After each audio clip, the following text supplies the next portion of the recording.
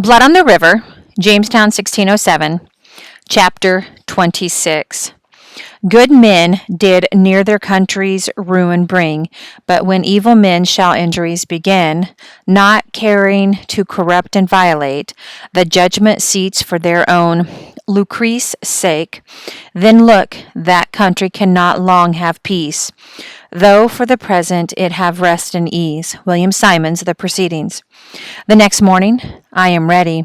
My canoe, nestled in the rushes, has a bed of blankets, a jar of sweetened water, a clean rag, and a spoon for the baby, and a piece of bread saved from last night's supper for me. I go to Anne and John's cabin. Anne is busy wrapping up dried beef and bread for John, and John is trying to comfort a fussy Virginia. "Let me take her for a walk in the fresh air," I say. "Then you two can have some time together before the barge leaves." John gladly hands Virginia to me. Anne ties Virginia's tiny bonnet on her and tells me to make sure I support her head. I promise that I will. The fort is swarming with people. I walk by the crowds out the gates and just keep going. I know there will be people outside the fort as well, so that my message will get back to Anne. At the canoe, I am in luck. 2 little girls are washing clothes in the river. "Oh, can we see Mrs. Layden's baby?" one asks. I tilt Virginia down so they can admire her, being careful to support her head. "I am going to Point Comfort," I tell the girls as I climb into the canoe. "Mrs. Layden will meet me there." I imagine the ruckus when Anne discovers Virginia missing, and that these 2 girls will be in the middle of it, crying out in their high voices that they saw me, and I said I was going to Point Comfort. I will have a head start by then, but I am sure that Anne will be on her way following me.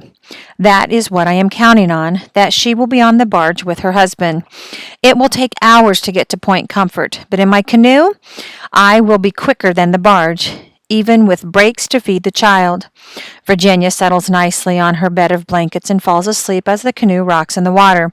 I paddle out into the middle of the river, where a bit of current will speed me on my way.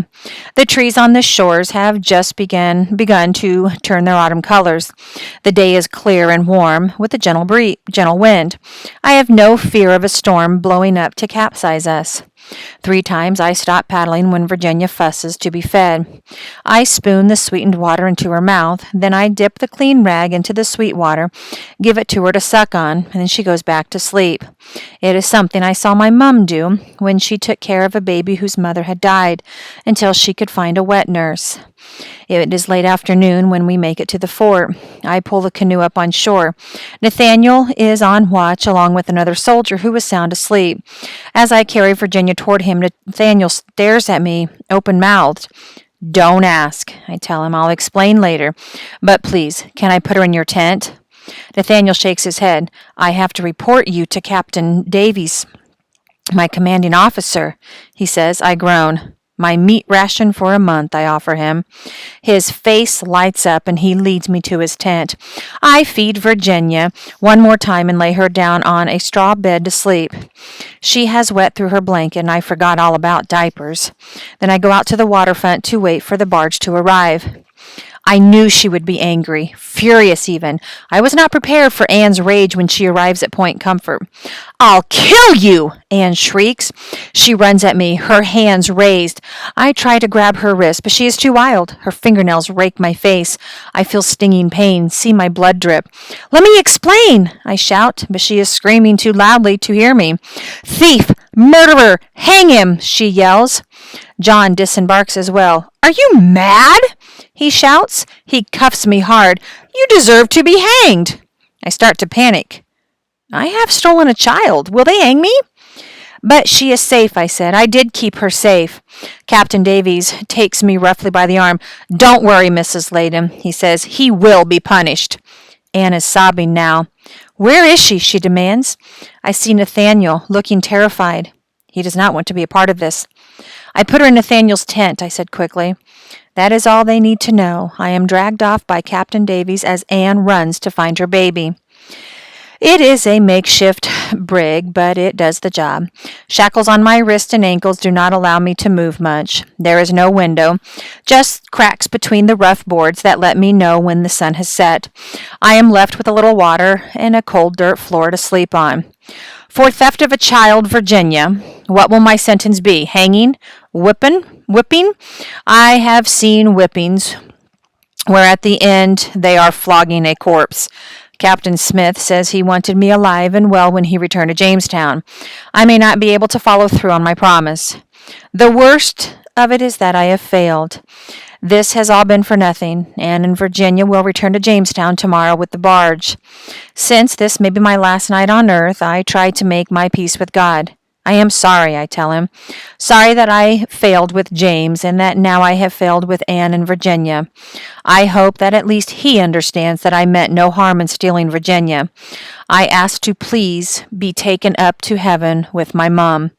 In the dark, I huddle on the floor and I wish for the peace of sleep. Captain Davies! The shout awakes me. It comes from the river.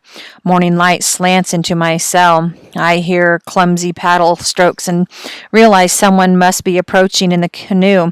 Get Captain Davies, now! The shout is closer. I hear footsteps, voices, someone out of breath. It was a trap, the man cries. The voices come nearer to my jail cell. I press my ear against the wall, hoping to hear. Captain Radcliffe and his men. Only a few have escaped. I listen as he describes the horror. The men were lured to Werowocomoco with promises of corn. Instead, they were attacked, their throats slit. Captain Radcliffe's end was even worse. He was tortured to death. I crouch against the wall, straining to hear, but the voices fade as the men walk away. I shake my head in despair. More men dead? With no corn brought back to Jamestown? A sound startles me, the scraping of the lock on the big door. I get to my feet. It is time to face my sentence and my punishment.